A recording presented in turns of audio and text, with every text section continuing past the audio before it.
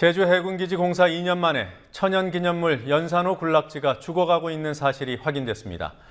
뉴스K가 단독 입수한 수중사진은 연산호의 과거 괴사가 심각한 수준으로 진행되고 있음을 보여줍니다.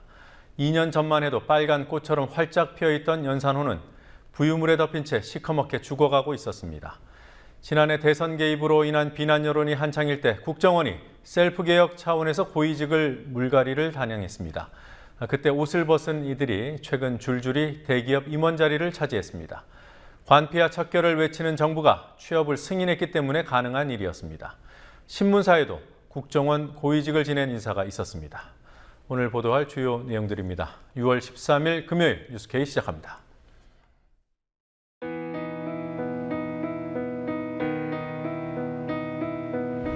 (1960년 4월 19일) 당시 언론은 빨갱이 데모라고 했습니다. 지금 우리는 혁명의 역사로 기억합니다. 1980년 5월 18일 당시 언론은 불순분자의 폭동이라 했습니다. 지금 우리는 독재에 항거한 정의의 역사로 기억합니다. 1987년 6월 10일 당시 언론은 대학생 가두 시위라 했습니다. 지금 우리는 민주주의를 쟁취한 감격의 역사로 기억합니다.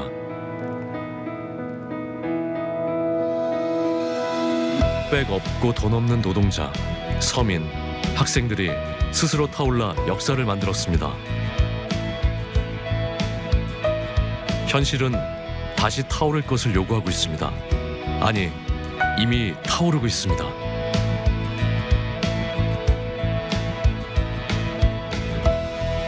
빨갱이를 종북으로, 불순분자를 외부 세력으로, 언론은 말만 바꿨을 뿐 역사를 부정하고 있습니다. 2014년 4월 1일 국민TV가 개국한 이유입니다. 국민TV는 역사를 역사로 기록하겠습니다.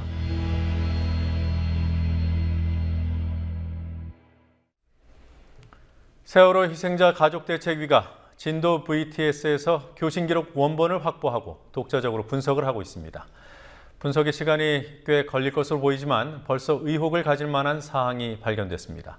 사고 당일 180도를 변침한 세월호가 몇 분 동안 멈춰서 있었는데도 진도 VTS가 교신 지도 등의 관제를 하지 않았고 세월호도 진도 VTS에 아무 요청을 하지 않은 사실을 확인했다고 유가족 측이 주장했습니다. 취재 PD 연결해서 알아보겠습니다. 곽보아 PD. 네, 곽보아입니다. 네, 유가족들이 발견했다는 진도 VTS 교신 기록의 문제점, 구체적으로 어떤 내용입니까? 네, 가족대책위의 유경근 대변인은 오늘 정례 브리핑에서 사고 당일 180도 변침한 세월호가 몇 분 동안 멈춰 있는데도 진도 VTS가 아무런 관제를 하지 않았고 세월호도 진도 VTS에 아무런 요청을 하지 않은 사실을 확인했다고 말했습니다. 유 대변인은 진도 VTS는 세월호가 자신들의 구역으로 들어오자 수동으로 직접 도메인 워치란 걸 설정했을 정도로 관심을 가졌다면서도 그러나 이상 징후에도 불구하고 아무런 조치를 하지 않았다는 게 이해가 가지 않는다고 말했습니다. 도메인 워치는 일정 거리 안에 물체가 들어오면 알람이 울리도록 만든 기능으로 해경은 당시 세월호 주변 500m에 선박 등 장애물이 접근하면 경보음이 울리도록 설정했습니다. 유 대변인은 또 증거보정 과정에서 P-123 경비정 등 구조를 나갔던 해경 선박의 항적 기록인 AIS 기록도 없는 것을 확인했다며 통상 수색 구조 과정에선 AIS를 일부러라도 켜는 것이 상식이라고 의문을 제기했습니다. 대책위는 이 같은 의문점에 대해 자료 취합과 분석 과정을 거쳐 진상조사와 재판 과정에 쓰일 수 있도록 하겠다고 밝혔습니다. 어제 오후 5시부터 진도 VTS에서 진행된 법원의 증거보전 절차는 오늘 정오쯤 끝났습니다. 보관 증거물은 하드디스크 형태로 4개고 현재 광주지방법원 해남지원재판부에 보관돼 있습니다. 진도에서 증거보전 절차를 마친 대책위는 오늘 오후 1시부터 제주 VTS로 이동해 동일한 작업을 펼쳤습니다. 세월호 진상규명과 특별법 제정을 촉구하는 서명운동, 재미교포들의 서명지가 오늘 유가족 측에 전달됐다고 합니다. 누가 직접 오신 건가요? 네, 미국 인디애나주에 거주하는 재미교포 린다 모 씨가 오늘 오전 안산 합동분향소에서 미국 17개 주 교포들이 작성한 서명부를 유가족 대책위원회에 전달했습니다. 린다 모 씨는 세월호 사고 소식을 들은 교포들이 말뿐만 아니라 행동을 하자는 데 뜻을 같이 했다며 서명운동의 배경을 설명했습니다. 모 씨는 교포들이 정성을 모아 뉴욕타임스와 워싱턴 포스트에 광고를 냈는데 일부 언론과 국회의원들이 종북 운운할 때 속상했다고도 말했습니다. 린다 모 씨의 말 들어보시겠습니다. 정말로 이 아픔이 본인들 아픔이 아니고 우리 전체 우리들 엄마들 아픔이고 자식을 가지고 있는 모든 사람들의 아픔이고 앞으로 자식을 가질 거라고 생각하는 사람들까지도 아픔이라고 생각해요. 그러니까 우리가 희생자들한테서 위로를 받는 거잖아요. 저렇게 아픔을 겪고 정말로 본인들의 마음을 이겨내려고 노력하시는 거니까 저희가 위로를 받아 감사하고 정말 하루하루 견뎌주시는 게 감사하고. 네, 국회 국정조사 특별위원회 기간보고 일정을 놓고 여야의 대치가 이어지고 있습니다. 여당은 대치 이어지면 국정조사 기간이 짧아지니까 좋고 야당은 자신들이 요구한 기간보고 일정에 가까워지니까 좋고 이런 상황이 아닌가 싶습니다. 오늘도 합의 실패한 거죠? 네, 그렇습니다. 세월호 국정조사 특별위원회는 오늘도 기간보고 일정 합의에 실패했습니다. 국조특위 여야 간사는 오후 회의를 열었지만 기관 보고를 받기 전 예비조사에 참여할 전문가 46명을 선정하기로 한 것에만 합의했습니다. 국조특위 야당 간사인 김현미 의원은 기관 보고 일정에 대해 여야 간사가 입장 차이를 좁히지 못했다며 오는 16일 전체 회의를 열어 다시 협의할 예정이라고 말했습니다.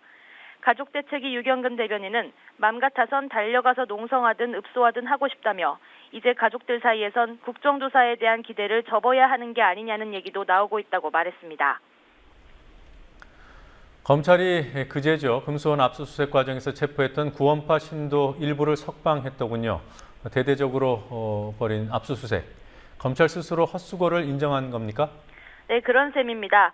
유병헌 전 회장 일가 비리를 수사 중인 인천지검 특별수사팀은 지난 11일 금수원 압수수색 때 그때 체포한 구원파 신도 임모 씨와 최모 씨, 김모 씨 등 5명을 오늘 새벽 석방했다고 밝혔습니다. 검찰은 임 씨 등이 유 전 회장의 은신처로 추정되는 전남 해남에 다녀온 사실을 확인하고 유 전 회장 도주 등에 도움을 준 것으로 의심하고 체포했지만 뚜렷한 혐의 사실을 확인하지 못했습니다. 한편 지명수배가 내려졌던 구원파 신도 일명 신엄마가 오늘 오후 자수해 인천지검으로 압송됐습니다. 유 전 회장 일가 수사에 이렇다 할 성과를 내지 못하는 상황에서 대검찰청은 오늘 인천지검 특별수사팀에 검사와 수사관 10명을 13일부터 추가 배치하겠다고 말했습니다. 윤재필 이정부지검 형사 3부장 등 검사 3명과 반부패부 소속 수사관 등 수사관 7명이 추가로 파견돼 유 전 회장 수사검거팀은 검사 15명을 포함해 총 인원만 110명에 이르게 됐습니다. 국민TV 뉴스 곽보아입니다. 7개 부처 장관 개각이 발표됐습니다. 예상대로 박근혜 대통령의 최측근인 새누리당 최경환 의원이 경제부총리 후보자로 지명됐습니다. 이 밖에도 대선 후보 캠프 인사들이 여러 명 포함됐습니다. 정권 말기에나 볼 수 있는 이른바 친위 내각을 구성했다는 평가가 나옵니다. 이주영 해양수산부 장관은 세월호 참사 수습이 아직 끝나지 않았다는 이유로 유임됐습니다. 정치권 취재하고 있는 김희주 PD 연결합니다. 김희주 PD. 네, 김희주입니다. 네. 자, 7개 부처 개각 인선 내용부터 정리해 볼까요? 경제부총리 겸 기획재정부 장관에는 새누리당 최경환 의원이 내정됐습니다. 최경환 경제부총리 후보자는 이명박 정부 당시 친박 세력 배려 차원에서 지식경제부 장관을 역임했습니다. 신설된 사회부 총리 겸 교육부 장관에는 김명수 한국교원대 교수가 내정됐습니다. 김 후보자는 교학사 역사 교과서를 옹호했던 인물로 이번 지방선거에서 보수 교육감 후보를 지지했습니다. 미래창조과학부 장관도 교체됐습니다. 삼성 미래기술육성재단 이사장을 역임한 최양희 서울대 교수가 지명됐습니다. 강병규 안전행정부 장관의 후임으로는 정종섭 서울대 법학전문대학원 교수가 내정됐습니다. 여성가족부 장관에는 김희정 새누리당 의원, 문화체육관광부 장관에는 정성근 아리랑TV 사장이 지명됐습니다. 고용노동부 장관에는 30년간 고용부에 몸담은 관료 출신 이기권 한국기술교육대 총장이 내정됐습니다. 이주영 해수부 장관은 세월호 참사의 책임을 지고 사의를 표했지만 사고 수습이 아직 마무리되지 않아 유임됐습니다. 네, 박근혜 정부 2기 내각의 얼개가 드러난 셈입니다. 어떤 성격으로 규정을 할 수 있겠습니까? 청와대와 당에 이어 내각까지 박근혜 대통령의 측근을 기용했다는 점입니다. 특히 박 대통령의 대선 캠프 출신 인사가 대거 발탁된 점이 눈에 띕니다. 최경환 후보자는 박 대통령의 의중과 정치 철학을 잘 아는 친박 실세로 꼽히고 대선 당시 후보 비서실장으로도 활동했습니다. 정성근 문체부 장관 후보자는 캠프 공보위원을 맡았고 김희정 여성가족부 장관 후보자는 캠프에서 안전한 사회 추진단장을 지냈습니다. 친박 인사 기용을 통해 당정청의 장악력을 키우려는 의도로 통합형 내각과는 거리가 멀다는 평가도 있습니다. 정권 말기에나 꾸리는 친이 내각이 임기 1년 반 만에 등장했다는 점에서 정권 위기의 반증이란 시각도 있습니다. 관료 출신이 줄고 정치인 출신의 기용이 늘었다는 점도 또 하나의 특징으로 꼽을 수 있습니다.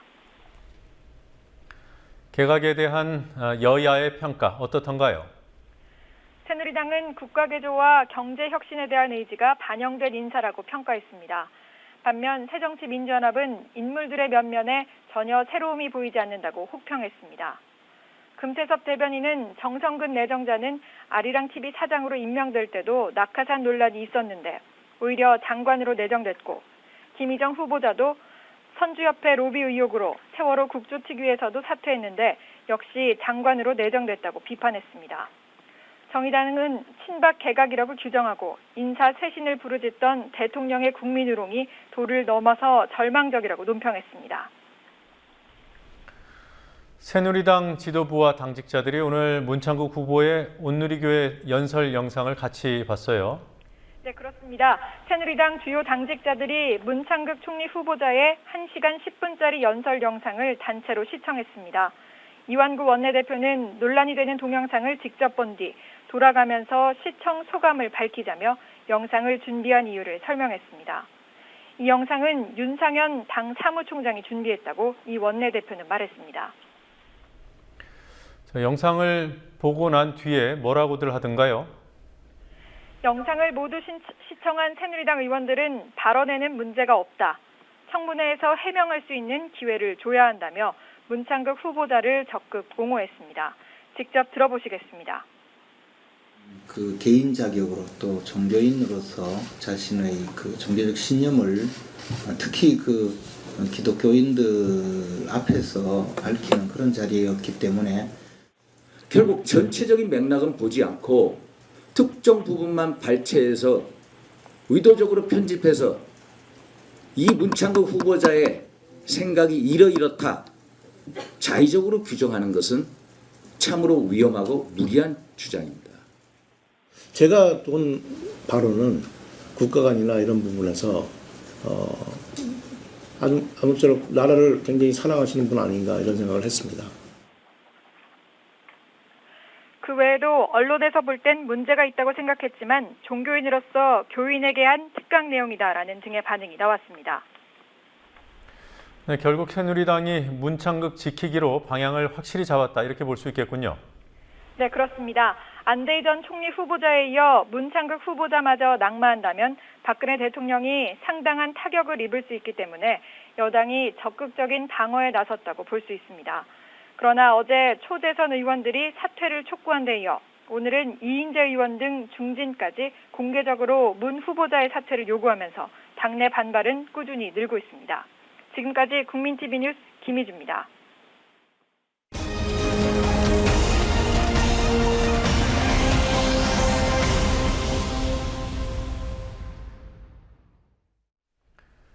지난해 대선 개입 사건으로 국정원이 압수수색까지 당하면서 물갈이 차원에서 국정원 고위직 인사들이 사퇴했습니다. 그들 중에는 국정원 대선 개입 사건의 배후로 지목된 인사도 포함되어 있습니다. 그들이 최근 줄줄이 대기업 임원으로 취업했습니다. 혼자 취업한 것이 아니라 정부가 취업 승인을 해줬습니다. 대기업뿐만 아니라 신문사에도 또 노사분규 업체에도 심지어는 김용판 전 서울청장을 변론하는 대형 로펌에도 국정원 고위직 출신 인사가 포진했습니다. 국민TV가 정보공개 청구를 통해 확보한 자료를 분석해 확인한 내용들입니다. 김지혜 PD가 보도합니다.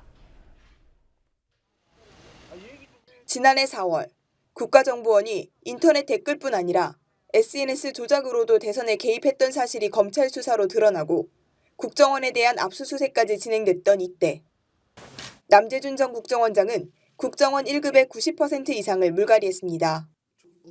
국정원 대선 개입 사건의 배후로 지목됐던 차문희 국정원 2차장도 옷을 벗었습니다. 그가 지난 3월 현대제철 고문으로 취업한 사실이 확인됐습니다. 국정원의 예산 책임자였던 모경만 기조실장도 함께 국정원을 떠나야 했습니다. 모경만 기조실장 역시 지난 4월 삼성경제연구소에 재취업했습니다. 역시 고문입니다. 이 밖에도 당시 함께 물갈이를 당한 국정원 1급 고위직 3명도 CJ대한통운, 라이나생명보험 등의 직장을 잡았습니다. 이들이 퇴직 후 취업을 하기 위해서는 정부 공직자윤리위원회의 심사를 받아야 합니다. 모두 아무 문제 없이 통과됐습니다. 정부 고위 관료, 그것도 정보기관의 범죄 행위 때문에 물갈이 차원에서 사퇴한 관료들이 사기 여부로 직행하는 일. 박근혜 대통령이 척결을 부르짖고 있는 관피아의 전형입니다. 국민TV가 최근 5년간 국정원 퇴직자들을 확인한 결과 지난 2009년 3월부터 올해 5월까지 정부 공직자윤리위원회의 취업심사를 받은 국가정보원 고위공직자는 총 48명. 대부분이 대기업으로 향했습니다.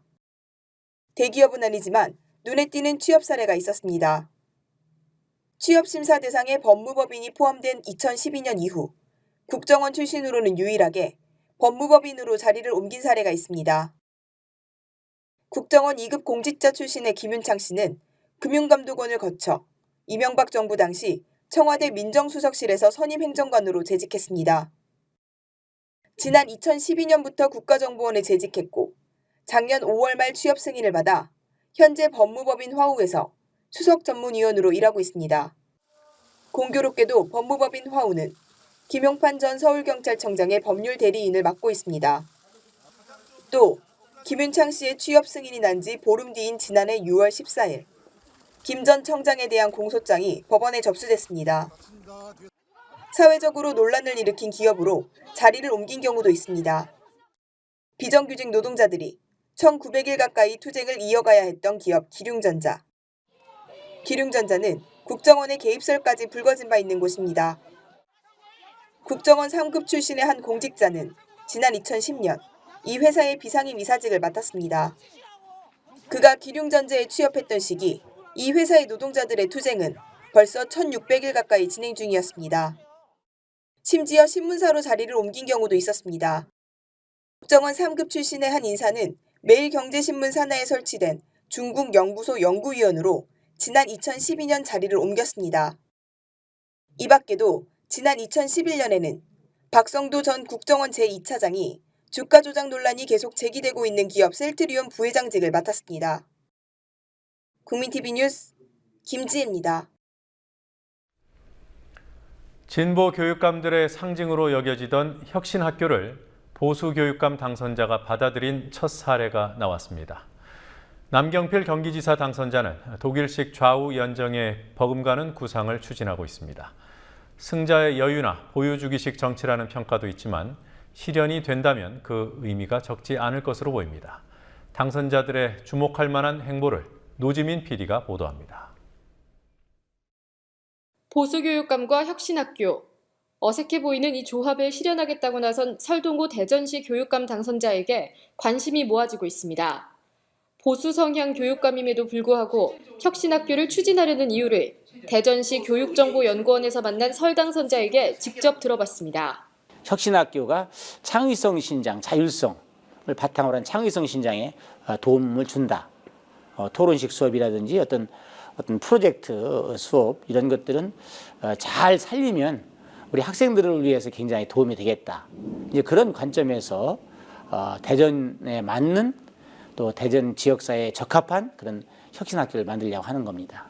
혁신학교의 장점과 대전이란 도시의 특성을 살려 대전형 혁신학교를 만들겠다는 구상입니다. 대덕 연구단지가 이제 출연연 기관이라고 했어요. 여러 그 과학기술 그 기관들이 있습니다. 연구기관들이 거기와 같이 견학 프로그램, 또 체험 프로그램도 만들고 또 거기에 그 근무하시는 우리 연구원님들이 또 멘토도 하고 또 그런 프로그램들을 해서 우리 학생들한테 창의성, 특별히 또 과학적인 어떤 창의성을 기르는 그런 혁신학교를 지금 계획하고 있어요. 전교조를 비롯한 진보 진영 교육단체들과 협의를 해나갈 계획이 있냐고 물었더니 어떤 단체라도 교육에 도움이 된다면 함께하겠다고 강조했습니다. 모든 교원단체들이 있고 사회단체가 있어요. 시민단체도 있고 그 모든 단체들은 예를 들어서 학교에 존재하는 단체들은 누구 때문에 존재합니까? 교육 때문에 존재하죠. 같이 서로 협의해서 어떤 정책을 만든다는 것은 공동으로 책임을 짓는다는 얘기입니다. 아주 애초부터 저는 손을 두지 않습니다. 정말 어떤 단체든지 그 의견이 바람직하고 하면 또 서로 의견이 충돌하면 서로 소통해서 해결하면 되는 겁니다.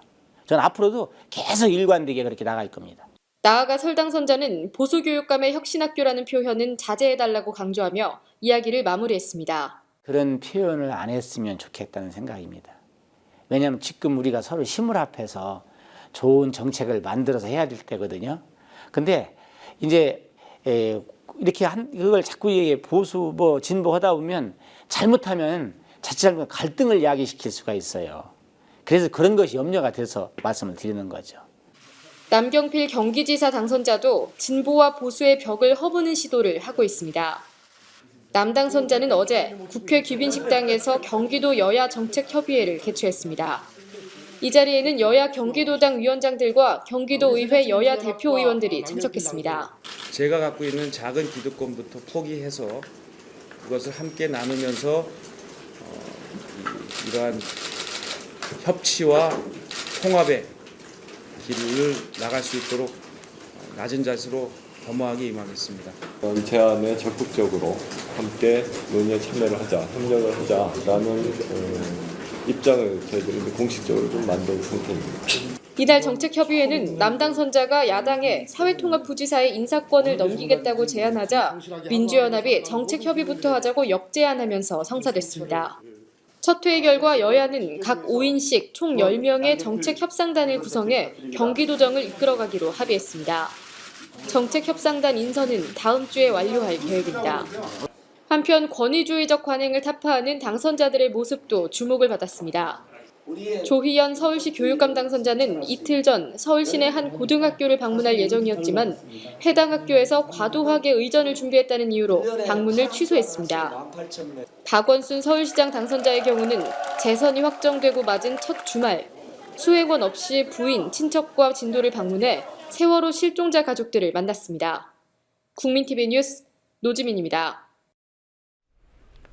유병언 전 세모그룹 회장에 대한 구속영장이 발부된 지 23일이 지났습니다. 수천 명의 경찰 병력을 동원한 검거작전도 번번이 실패했습니다. 이런 상황에서 정부가 전국적으로 반상회를 개최하라는 사실상의 지시를 내려보냈습니다. 이 지시 때문에 반상회나 이를 대신하는 통장회의가 실제로 열렸습니다. 실효성이 있을지도 의문이지만 무능한 정부가 전 국민을 동원하고 있다는 비판이 제기됩니다. 김현주 PD가 취재했습니다. 오후 5시 망원일동 주민센터에 10여 명의 통장들이 하나둘씩 모입니다. 유병언 부자의 검거와 관련해 통장 긴급회의가 소집됐기 때문입니다. 주민센터 관계자는 통장들에게 유병언 전 세모그룹 회장 수배 전단지를 집집마다 배포해달라고 당부합니다. 검찰도 못 잡는데 어떻게 잡냐? 전단지는 보지도 않고 버린다는 의견들이 나오지만 센터 관계자는 정부의 지침이라고 말합니다. 이제 그 안전행정부에서 저희들한테 긴급하게 협조 요청이 왔어요. 전국적으로 임시 반상회를 실시하라는 지시가 지난 11일 안전행정부로부터 나왔습니다. 오늘 통장회의는 안행부 지시에 따라 반상회 대신 열렸습니다. 임시 반상회는 수사당국이 구속영장 발부 20여일이 지나도록 유병언 전 세모그룹 회장을 검거하지 못하자 정부가 내놓은 조치였습니다. 특정인을 검거하기 위한 반상회는 안행부가 내무부 시절이던 1996년 동해안 무장간첩 침투 사건 때가 처음이자 마지막이었습니다. 어제부터 언론은 48만 개 반상회 가운데 절반 정도인 24만 개 반상회가 임시로 열릴 것이라 보도했지만 실제 대부분 지역에서는 통장들이 수배 전단지를 각 가정에 배포하는 식으로 진행되고 있었습니다. 임시 반상회로 이제 전달하는 것에 서면으로 대체하는 데가 대부분인 것 같고, 모여서 하는 경우도 전부 다 다분들 사정이 있으니까. 오늘 같은 경우에는 임시 반상회이기 때문에 날짜도 촉박하고 해서 아마 정례 반상회보다는 조금 운영률이 떨어지지 않을까라는 생각은 하고요. 네네. 전단지 배포를 담당한 통장들도 실효성에 의문을 제기합니다. 조금이라도 동참이 될까 하고 이제 호응을 했는데 사람들이 설마 우리 동네 오랴 그런 생각을 했는데 그래도 글쎄 특수한 분들도 못 되는데 우리 일반이. 주민들의 반응도 시큰둥합니다. 정부가 최후의 수단까지 강구했다는 평가도 있지만 잡을 수 있을 때는 손 놓고 있다가 뒤늦게 호들갑이라는 지적이 대다수였습니다. 왜 처음에 이런 세월호가 딱 이렇게 했을 때 그때 바로 며칠 내로다가 이렇게 안 했을까 그런 생각이 들죠. 왜냐면 일반 서민도 이런 생각을 하는데 저기서 그런 걸 잡고 그런 걸 전문으로 하는 사람이 그런 거를 미리 생각하지 못했다라는 거는 정말 이해할 수 없는 부분인 것 같아요. 저는 그 이제 와서 지금 다 지난 저기에 잡겠다고 전단지를 지금 돌리고 우리나라 한국 사람들이 이 사람 유병헌 모르는 사람이 어디 있어요. 아주 그림으로 그리라도 난 그릴 것 같아. 그래서 나는 너무 이거는 초동에 너무 잘못했다 이 생각이 들어요. 정부가 검찰이 잡지 못한 유병헌 전 회장을 검거하기 위해 국민들을 동원하는 모습입니다. 국민TV 뉴스 김현주입니다. 2002년 월드컵이 한창이던 때 당시 여중생이었던 신효순, 신미선 양이 도로 갓길에서 미군 장갑차에 깔려 숨졌습니다. 그 일이 일어나고 오늘로 꼭 12년이 됐습니다. 12년 전 촛불 시위가 들불처럼 번졌고 소파, 즉 주한미군 주둔군 지휘협정을 개정해야 한다는 목소리가 높았지만 범죄를 저지른 주한미군을 한국에서 처벌하는 일은 12년이 지난 오늘도 매우 어려운 상황입니다. 미군 범죄를 어떻게 처리해야 하는지를 규정하는 소파 협정의 변천사를 장부경 PD가 정리합니다. 미군이 한국에서 범죄를 저질러도 심지어 현행범으로 체포돼도 한국 수사기관이 그를 구속수사하는 일은 거의 없습니다. 바로 소파 협정 때문입니다. 주둔군 지휘협정 소파는 미군이 한국 같은 해외 주둔지에서 누리는 법적인 지위를 규정하고 있습니다. 1966년 7월 박정희 정권 때 체결된 한미 소파 협정은 한국전쟁 때 대전에서 체결된 주한 미국 군대의 관할권에 관한 한미 협정, 이른바 대전협정을 대체한 것입니다. 체결 당시 소파에는 한국의 1차적 재판 관할권 포기 등 대전협정의 불평등한 내용이 그대로 담깁니다. 이후 50년 가까운 시간이 흐르는 동안에도 의미 있는 개정은 단 2차례에 불과했습니다. 1991년 1월 1차 개정이 있었습니다. 이때 형사재판권 자동 포기 조항 등 독소 조항을 담은 일종의 부속 문서가 폐기됐습니다.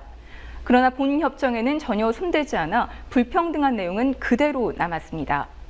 대표적인 불평등한 내용은 미군 피의자에 대한 1차 관할권은 우리 측에 있지만 최종 재판이 끝날 때까지 미군 측이 요구하면 언제든 신병을 넘겨야 한다는 부분입니다. 수사권의 제한을 받을 수밖에 없습니다. 이후 1992년 윤금희 씨 살해 사건, 95년 충무로 지하철 난동 사건 등이 일어나면서 소파 개정 요구가 커졌고 한미양국은 1995년 11월 말부터 개정 협상을 벌였지만 7차 협상을 끝으로 결렬됐습니다. 2000년대 들어서도 미군 범죄는 끊이지 않았습니다. 특히 2000년 7월 미군의 독극물 한강 방류 사건이 터진 후 2000년 8월 개정 협상이 재개됐고 2001년 1월 소파 2차 개정이 이루어졌습니다. 살인, 강간 등 12개 중요 범죄에 한해 미군 피의자의 신병 인도 권한이 다소 강화됐습니다. 좀 전에는 미군이 재판까지 해서 유죄 판결이 날 경우 넘겨받았지만 중요 범죄의 경우 기소 시점으로 앞당겼습니다. 기소 전 모든 사건의 수사권을 미군이 행사하는 불평등을 해소하지는 못했습니다. 결국 이런 상황에서 12년 전 오늘 2002년 6월 13일에 이른바 효순이 미선이 사건이 일어났습니다. 한국의 여중생을 미군 장갑차가 치어 숨지게 한 처참한 사건이었지만 한국 수사기관은 사고를 낸 미군 2명을 기소조차 하지 못했습니다. 미군은 이를 중대범죄가 아닌 공무수행 중 사고로 주장하며 미군들의 신병을 넘기지 않았습니다. 주한미군이 기소와 재판까지 진행하며 결국 그해 11월 무죄를 선고했습니다. 그 외에도 미군 범죄는 계속됩니다. 2003년 11월 오산시 미군 음주 뺑소니로 인한 주민 5명 사상 사건, 2011년 2월 동두천시 노부부 폭행 부인 강간 미수 사건, 2011년 9월 동두천시 여고생 강도 강간 사건, 2012년 7월 평택시 민간인 수갑 사건, 그리고 최근에는 2014년 5월 용인시 워터파크 여직원을 성추행한 사건까지 일어나게 됐습니다. 현행 소파에는 공무 수행 중 발생한 미군 범죄에 대해 미군이 재판까지 담당하도록 규정하고 있습니다. 게다가 공무 여부에 대한 증명도 미군 장성이 하도록 하고 있습니다. 미군 측에서 공무라고 판단하면 한국이 판단을 바꿀 수 없습니다. 또 한국이 1차 재판 관할권을 가지고 있는 12개 중대범죄에 대해서도 미군 측이 재판권 포기를 요청하면 우리는 그 요구를 호의적으로 고려하도록 규정하고 있습니다. 심지어 특별한 사정이 없는 한 미군 요구대로 재판권을 포기해야 한다는 독소 조항이 합의 의사록에 버젓이 들어 있습니다. 결국 대부분의 미군 범죄에 대해 미국 측의 요청만 있으면 재판권을 행사하지 못합니다. 국민TV 뉴스 장부경입니다. 박근혜 대통령이 말했던 규제 완화가 결국 대기업 배불려 줄 목적이라고 의심하지 않을 수가 없습니다. 대통령 직속기구인 동방성장위원회가 대기업 진입을 차단해온 중소기업 적합업종 제도를 후퇴시키려 하는 방안을 최근 발표했습니다. 대기업 진입 여부를 공정하게 심의하겠다고 하지만 심의 기준 자체에 문제가 큽니다. 중소기업이 그나마 길을 펴고 있던 몇 안 되는 업종에서 대기업의 역습이 시작되면 기존 중소기업은 물론이고 소규모 영세업체들의 생존권도 위협을 받을 수 있습니다. 강신혜 PD가 보도합니다. 막걸리 인기가 최고조에 달했던 2010년 7월, CJ는 각 지역의 중소 막걸리 업체들과 손을 잡고 지역별 막걸리 브랜드를 출시했습니다. 각기 다른 이름의 상품에 우리 대표 막걸리라는 공통 홍보 문구와 CJ 상표를 찍었습니다.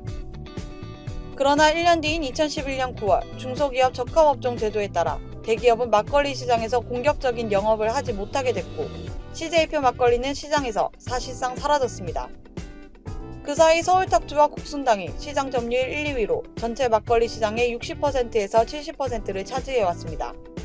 하지만 사정이 바뀔 수 있습니다. 정부가 막걸리 시장에서의 대기업 규제를 풀어줄 가능성이 커졌습니다. 빨래비누도 마찬가지입니다.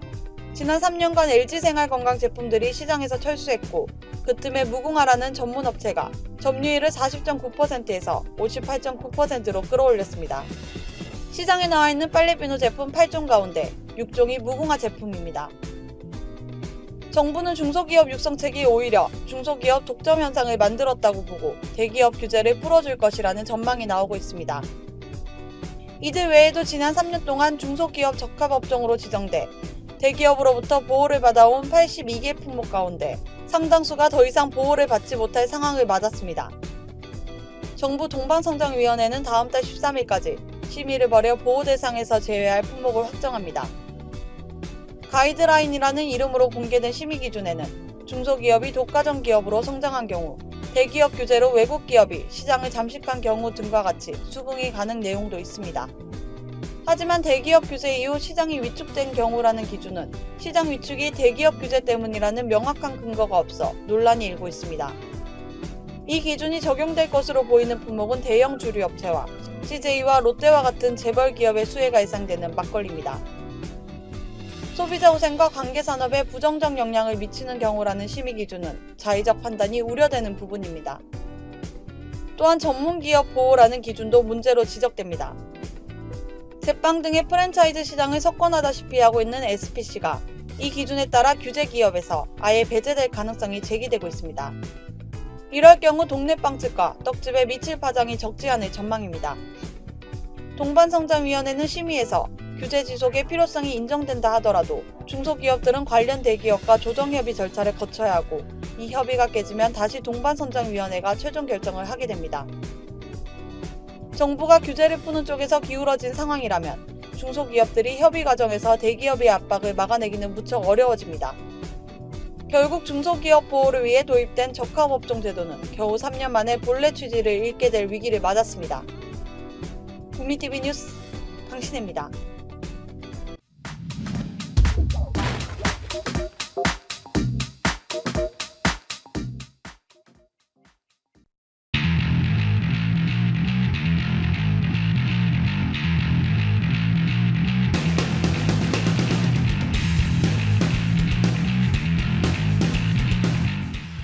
를 왜 주셨냐? 미국을 붙잡기 위해서 하나님이 그것도 돌아보면 미국을 붙잡기 위해서 주신 거예요. 우리 경제 개발의 가장 뿌리는 뭐냐? 미국에서 사줬기 때문에. 그러니까 우리 경제 개발도 사실은 미국의 덕이 굉장히 컸습니다. 그래 그때 1960년대에서부터 70년부터 우리는 공업화를 했잖아요. 근데 공업화를 한 가장 큰 힘이 뭡니까? 일본의 기술력이야. 일본이 있기 때문에 우리의 경제가 이렇게 발전할 수 있었던 거예요.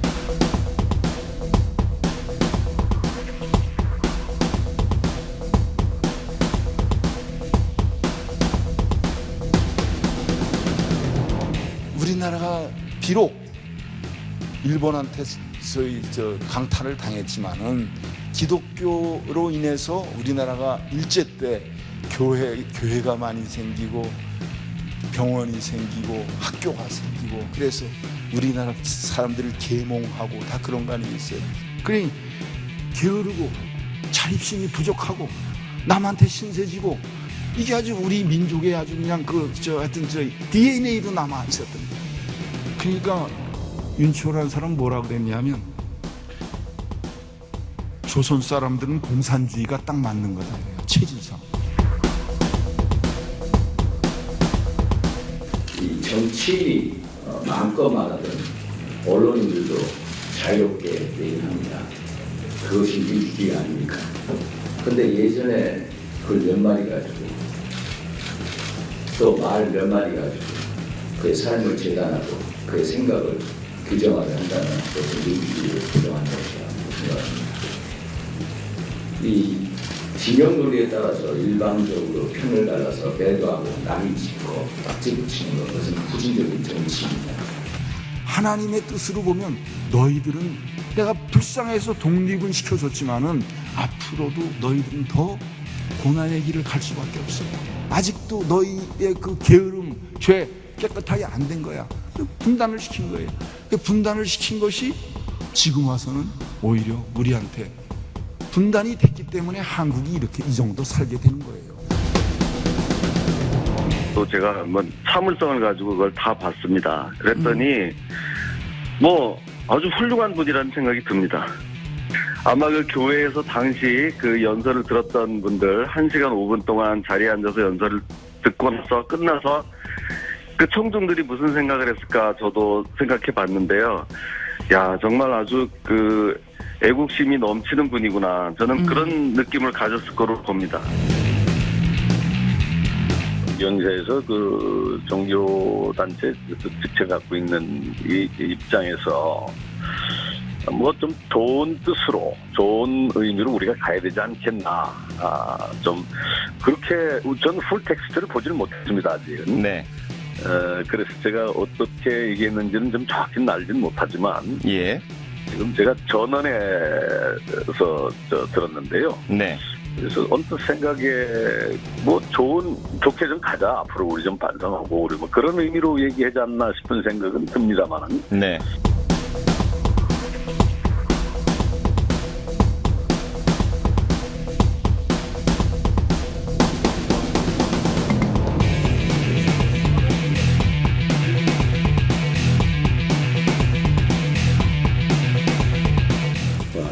가히 저희들이 본받을 만하다고 생각합니다. 가히 저희들이 본받을 만하다고 생각합니다.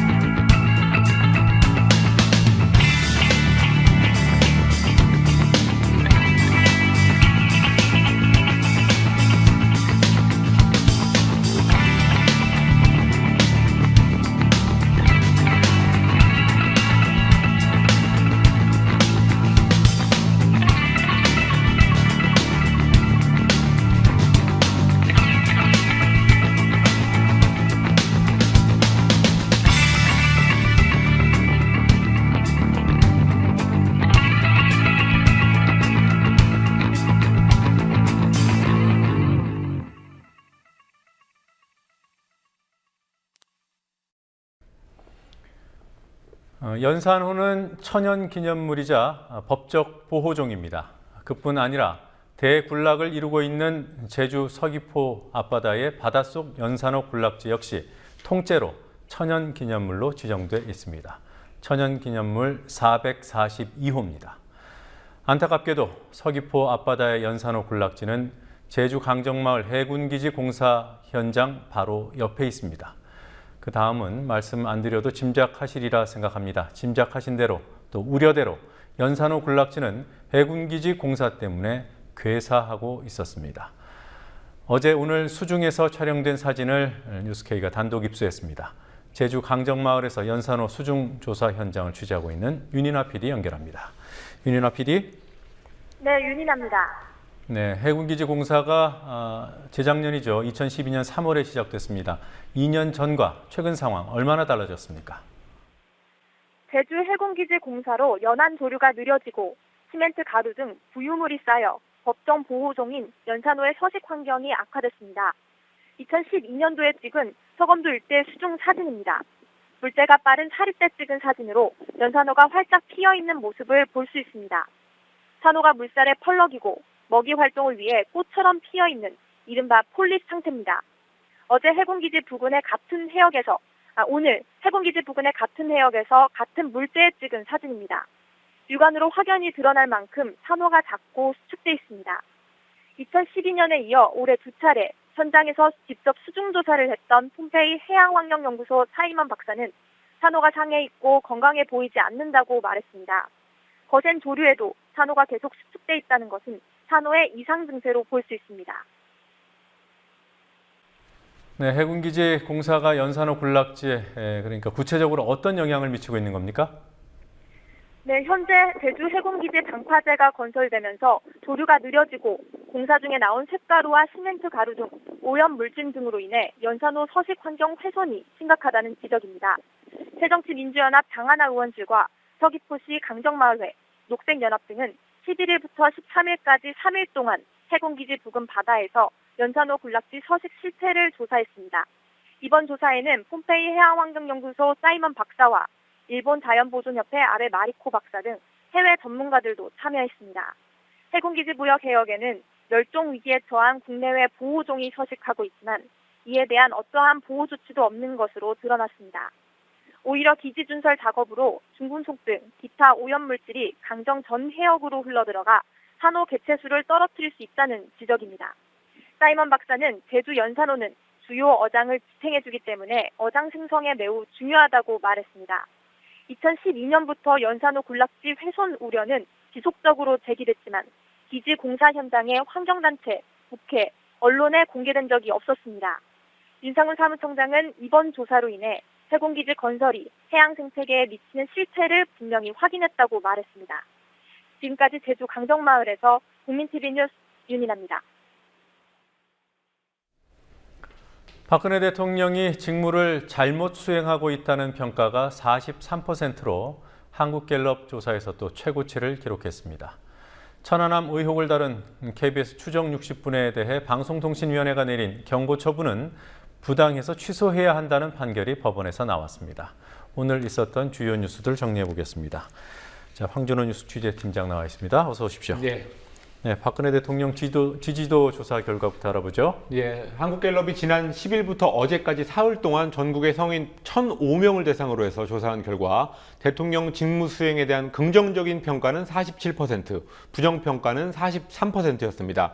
긍정평가는 2주 전하고 같았지만 부정평가는 1%포인트 늘어났습니다. 1%포인트라면 그렇게 많아 보이지는 않은데 일단 그렇지만 부정평가는 세월호 참사 이전에는 20%대 후반까지 많이 낮아졌다가 참사가 일어난 후에 40%로 높아졌고 그게 계속 상승 행진을 하고 있는 그런 추세가 있습니다. 특히 부정평가 중에서 가장 많은 수가 인사 문제를 이유로 들었습니다. 문창국 총리 후보자 문제가 영향을 미친 것으로 분석되고 있습니다. 네. 자, 문창국 후보자는 안 된다 이런 목소리가 성균관 유림들 사이에서도 나왔어요. 예, 성균관 유림들이 사회정치적인 문제에 대해서 오랜만에 목소리를 냈습니다. 오늘 성명을 발표했는데요. 성균관은 조선민족은 게으르고 자립심이 부족하고 이러한 민족성을 바꾸기 위해서 식민지배가 필요했다라는 문창국 후보자의 발언을 특히 비판했습니다. 식민 지배를 합리화하는 몰지각한 역사인식을 통탄하지 않을 수 없다. 이런 말을 했습니다. 네. 자, 문 후보자가 오늘 위안부 발언에 대해서는 해명을 내놨어요? 예, 문 후보자는 지난 2005년 3월 중앙일보 칼럼하고 또 올해 4월 서울대 강의에서 위안부 할머니들에 대한 일본의 사과는 받지 않아도 된다라는 취지의 발언을 했었습니다.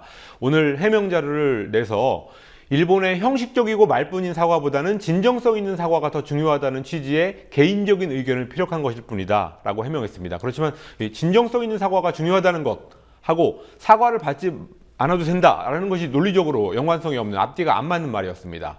또 문 후보자는 그동안 한일 외교 교섭 상황을 정확히 알지 못했다라고도 해명을 했습니다만은 그 외교 교섭 상황하고 역시 이것도 그거하고 사과 문제는 크게 관계가 없다는 지적이 나오고 있고요. 또 그 두 번의 발언을 했던 날짜가 9년의 차이가 있어서 그동안의 외교 교섭 상황을 모르고 있었다라는 것은 좀 그 해명으로서는 좀 군색하다라는 평가가 나오고 있습니다. 네.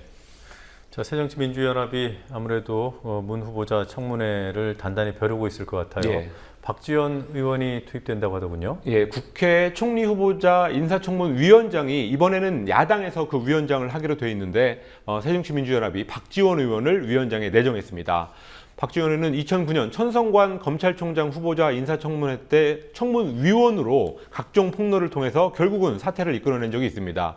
또 그 다음 해 2010년에는 민주당 원내대표 활동을 하면서 인사청문회를 지휘했고 그러면서 김태우 국무총리 후보자, 또 정동기 감사원장 후보자 이런 사람들을 낙마시키는 주역이 됐습니다. 한마디로 전투력이 상당히 강한 박지원 의원이 청문위원장까지 됐으니까 청문회 자체가 상당히 주목을 받고 있습니다. 네. 자, 벌써 4년 전 보도였는데요. KBS의 추정 60분 천안 한편. 법원이 그 당시 4년 전 방통위가 내렸던 징계가 부당하다 이런 판결을 내놨군요. 예, KBS가 2010년 11월 17일이었습니다. 추정 60분 의문의 천안함 논쟁은 끝났나 이 편을 방송하면서 천안함 민군 합동조사단의 조사 결과에 대한 의문점을 여러 가지로 다뤘습니다. 그래서 상당한 파장이 있었는데 이명박 정부 당시에 방통위원회가 공정성과 객관성을 지키지 않았다라는 이유로 경고 처분을 내렸었습니다. 그러니까 당시 KBS에서 불복 소송을 냈었는데요. 3년여 만에 소송 3년여 만에 그 경고 처분이 부당하니까 취소하라는 판결을 내렸습니다. 예. 당시 심의를 한 주체는 방송통신심의위원회고 거기서 의결한 경고 처분을 행정적으로 효력을 발휘시킨 것은 방통위고 그렇습니다. 그렇죠? 네.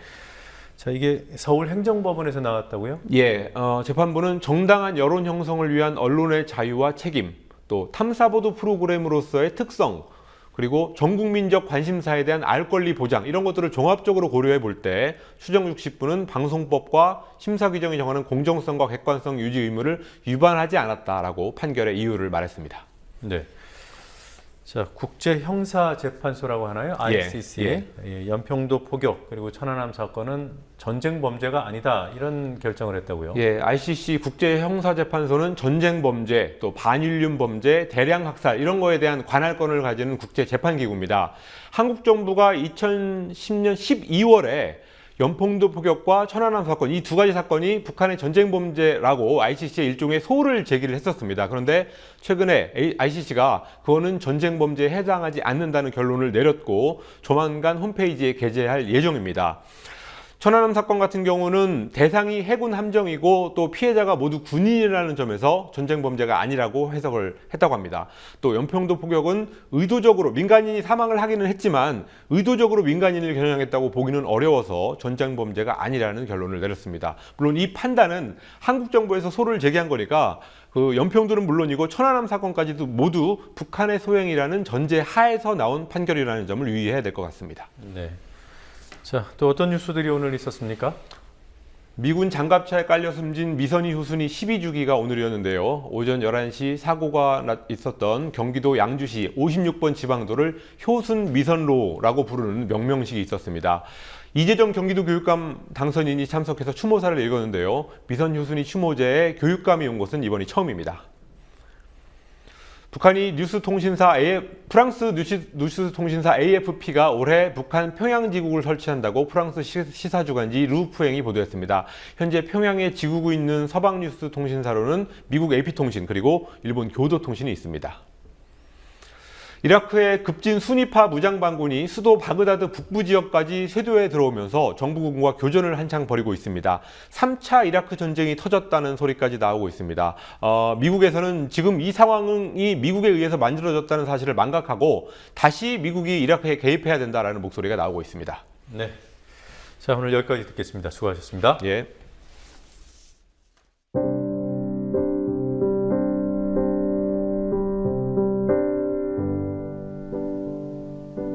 일소하겠다던 적폐가 무엇이었기에 이런 인사를 총리 후보로 추천하는 거죠. 이쯤 매국적이어야 이 정권의 권좌에 오를 자격이 있다는 걸까요? 쓰레기들.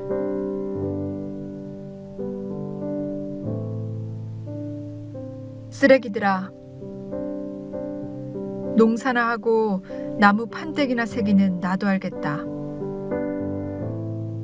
나라는 이렇게 망하는 거다.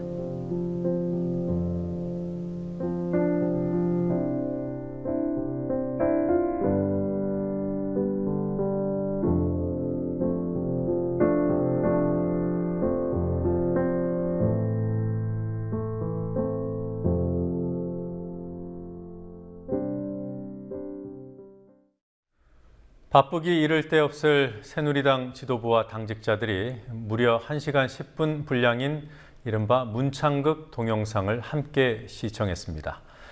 동영상을 인터넷에 공개해놓고 보라고 하면 그만일 것을 괜한 일을 한 것 같습니다. 자신들이 보겠다는 의도보다는 자신들을 봐달라는 의도가 큰 이벤트였습니다. 동영상 상영이 끝난 뒤에는 이미 예정돼 있었던 듯한 발언들이 나왔습니다. 한 당직자는 나라를 굉장히 사랑하는 분이 아닌가 생각했다고 했습니다. 정말 맨정신으로 그 동영상 속의 발언을 듣고도 그렇게 느끼게 된다면 그것이야말로 하나님의 뜻이 아닐까 싶습니다. 뉴스K 마치겠습니다. 다음 주 월요일에 뵙겠습니다.